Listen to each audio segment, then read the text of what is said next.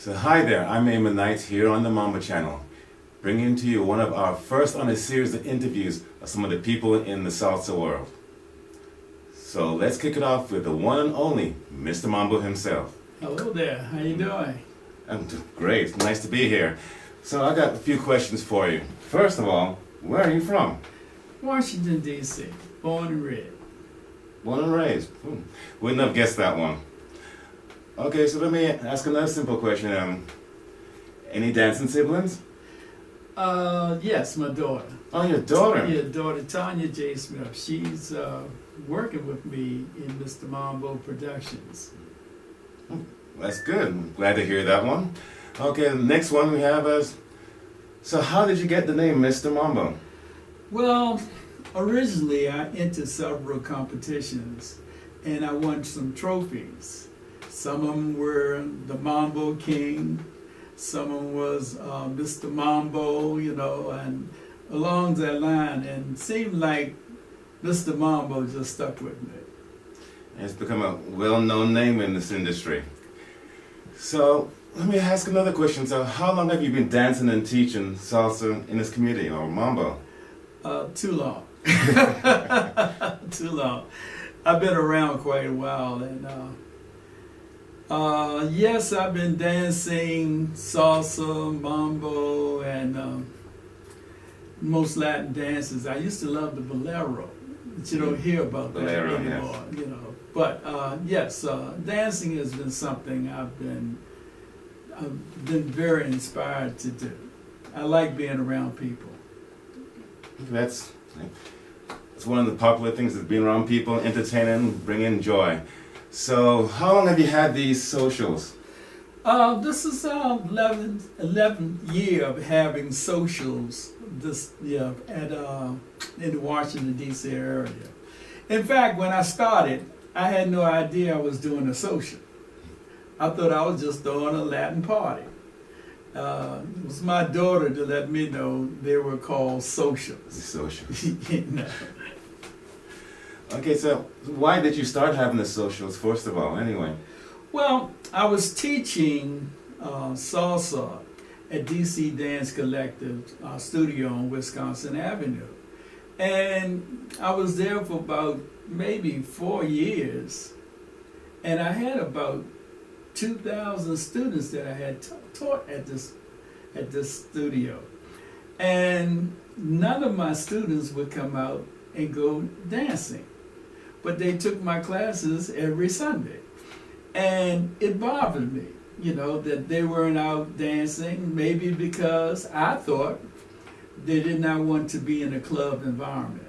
So I said, well, why don't I throw a party for my students so they could come and have a chance to demonstrate what they have learned at their place where they come and take classes at DC Dance Collective.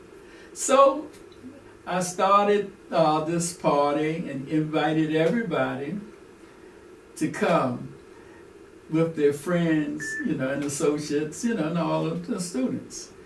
And I had this first affair at DC Dance Collective on a Saturday night. To my surprise and dismay, only 15 people showed up. So I have this tendency, once I start something, I don't go back.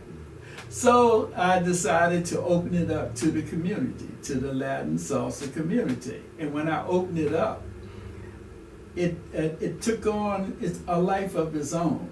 And we started having quite a lot of people coming. And it became the community spot for people who wanted to dance salsa. And we had classes, and we brought a lot of I guess you say national stars, and as a result, Mr. Mambo was born. It became such a community association type thing, without being just a party. And we had 2 floors, and some people would go downstairs, to our other part of the floor, and kick their shoes off and just sit around and socialize, Notwithstanding, the main floor was packed and hot as could be. You know, one of the friends of mine who came to the party, to give you an idea how warm it was, he came from Virginia Beach, and he made a statement to me. Now he knows what it feels like to dance in Africa.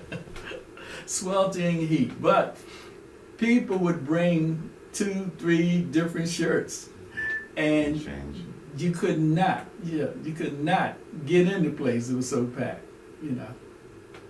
So that's how I got into this thing as a social, you know. Okay. I also heard something else. I heard that you're a musician. Can you tell us something about that? Wow, that goes way back. Yes, one thing leads to another.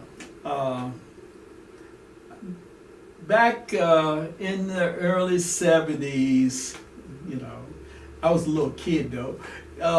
When I was dancing, I was teaching at a club on U Street called the Casbah.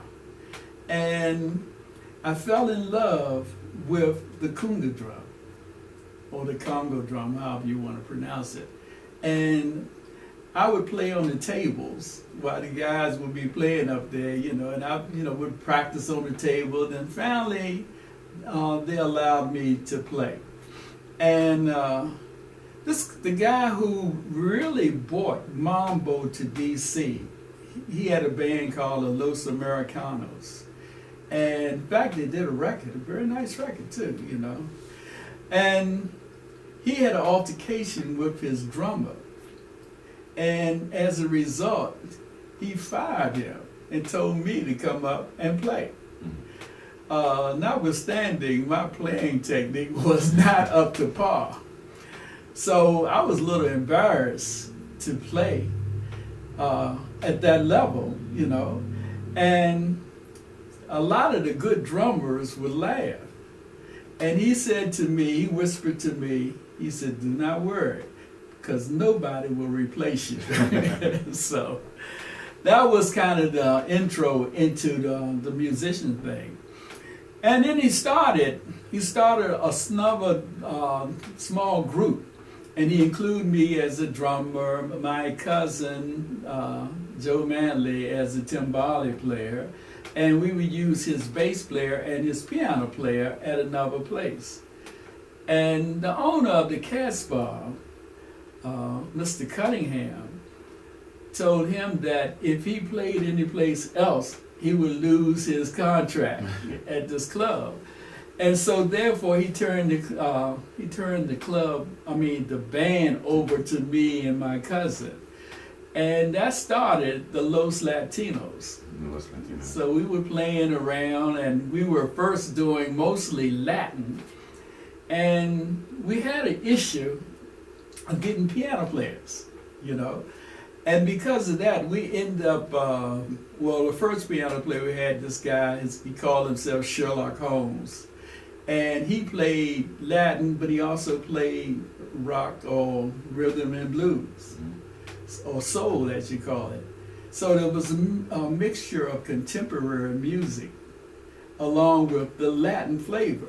Right. And as a result, we sort of branched out from there to a more of a soul Latin, I guess you would call it rhythm and blues, and with a Latin beat.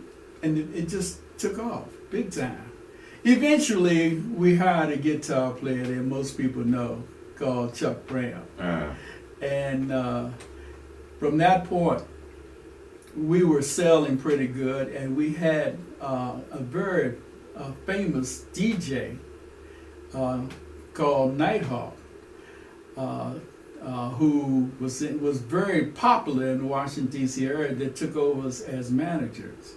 And we started doing some real big, you know, dynamic stuff. So then finally, because Chuck wanted to have a full-size trap drummer, and so he decided, well, our timbale player, Joe Manley, did not want to have a full trap drummer because I think he thought he was going to lose his job. Yeah. So Chuck left and started the Soul Searchers, and he asked me to come with him, but I stayed, with my group, with the group. And because he could not find a good Latin conga player, he started something called what is it? The go-go? Yeah, he started something they call a go-go. But the guy would play a doo-doo-bop, because he did not know Latin, whatnot. And it became a different sound, the go-go sound. So, and it took off, But in the meantime, I kept playing, and I had several groups. And it was really very profitable and very successful. We had something called the Dealers Incorporated, so the whole thing got to a place where when the DJs with the records came in, right, it really limited the opportunities to play because we were carrying a 6-7 piece band and the DJ was one guy, and so as a result I saw the handwriting on the wall. right. So once I saw that, I let go the music thing and started doing hand dancing. Yes. That led to salsa. Yeah. So, but a young lady who was dancing with Roland Convey sent out a message to look for me because she said that I needed to be back in this business. So I'm back. Right. Yes. Well, so that's it for now. So hope to see you guys soon at Mr. Mambo's event. Either, I guess it'll be in Virginia or Maryland. So, it's Eamonn Knights signing off.